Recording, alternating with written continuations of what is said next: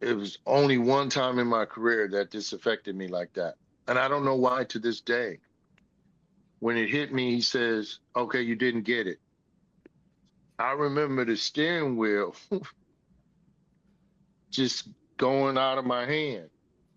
And I let it go into the windshields, which everybody know that windshields are still there.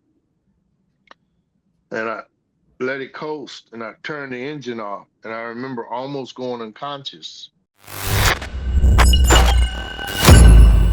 Willie D. Live. Mm-hmm. Man, how good is Robert Thompson, man? Like everything I've ever seen Robert do has been good stuff, man. Like really good stuff, man. Like and Robert is one of those dudes like you look up and you see directed by, or you see produced by, but Robert is not like a pronounced that type of dude. You know what I'm saying? Like he's not loud, like he's unassuming, but he's very effective. Very, very effective and influential in Hollywood. Well, he's a creative freak. So when you got a creative freak, you don't, you know, go crazy with trying to be seen or trying to be the egomaniac. You just want to do great work. He tells me all the time, we haven't talked in a little while, but it's like good friends don't have to talk every day. When we catch up, it's always good love. He will go underground. He will go underground in a minute to get stuff done, which is going away by himself to write and focus. And that's a good lesson because sometimes you got to get away from different energies to complete the task and you got to commit to the creative process. Sometimes the creative process can change depending on the rhythms and the things that are going on around you. So I learned that from him, and I appreciate that lesson. That sometimes you just got to get away, whether it's sit in your car, take a ride, go to the park, go to the beach, rent a room, and just write. Mm-hmm. Well, focus in a different way that normally I have a pretty big house by the grace of God, and it's the same house. I think I've been in foreclosure a few times in my career. You say, well, why are you sharing that story? Because it was funny because every time I was in foreclosure, the exact amount of the check came. And that was a lesson God was teaching me. It taught me faith. Yeah. Even my wife would look at me like, nigga, why you not panicking? It was a couple of times, Willie, she was looking at me like, nigga, you show a tear, nigga, fret, sweat, nigga, do something, nigga. You look very confident right now. Nigga, we are 2 weeks away from out of this piece. What the hell? What are you smoking, nigga? Give me some of that shit. So, Willie, never panic. And it not only taught me faith, but it had to teach her faith too, because the mailman has always been my friend. And then that check comes and it's the exact amount. And we talking about a nigga going after 3 months having no money. And then boom, wow, that's some Hollywood shit. Only Hollywood can pay in bulk. That Taco Bell job, nigga, ain't gonna give you 3 months. That 3 months, Taco Bell's on special. They got me covered, nigga. No, that was a residual. Some cases, it was the Actors Union once. It was Michael Jackson, and then one time it was just a check that came out of the blue that I was just like, okay, God, what are you telling me? And it taught me faith.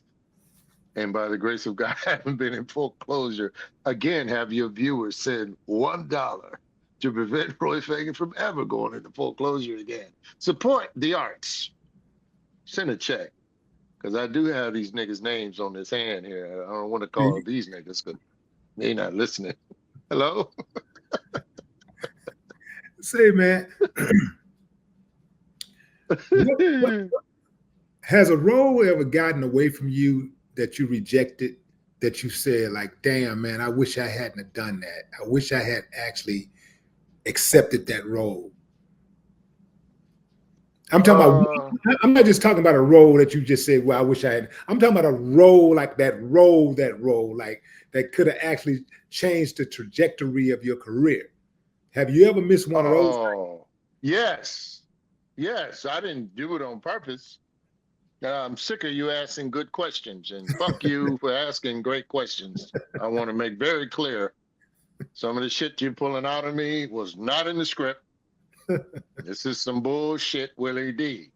But it shows your skill, and I don't like your skill. Your skill is too skillful. But yeah, there was one role I didn't necessarily turn it down, but a friend of mine wrote the role and created the role for me for the Jamie Foxx show, Oh hell. and Braxton, which was the Well, you was a you guest know on the show. I mean, you was a guest on the show at least. that was a consolation. That was Yeah. a consolation. But when I went in, I know my boy Bentley Evans created the show, and of course, wrote it and had me in mind for that part. And I was a shoe in because that was my guy, and he was like, "This is you." But when he brought me in, the network wasn't feeling me or didn't like me. But I knew by the powers that be that he was like, "Oh, I'm gonna make it happen because, nigga, your talent is off the chain." It's not that I turned it down, but somewhere in there in the room, it went flat. You do some shit and it doesn't resonate. It didn't connect. Mhm. Feel me? Uh, it was up in that piece like this, and right away, oh shit, oh, it's like that, huh? You all, it's like that. So you got your Ace Coon Boone in there that created it. So you try to, shake that off, but you got the executives in there like, who's this guy? Is this the guy? It's not the guy. It's not working. So I was feeling that bad energy, and you either try hard, you're reading the script, it is what it is, and you know, okay, it's gonna be all right. So I was driving on the way home after leaving Burbank, and I got that call from my agent.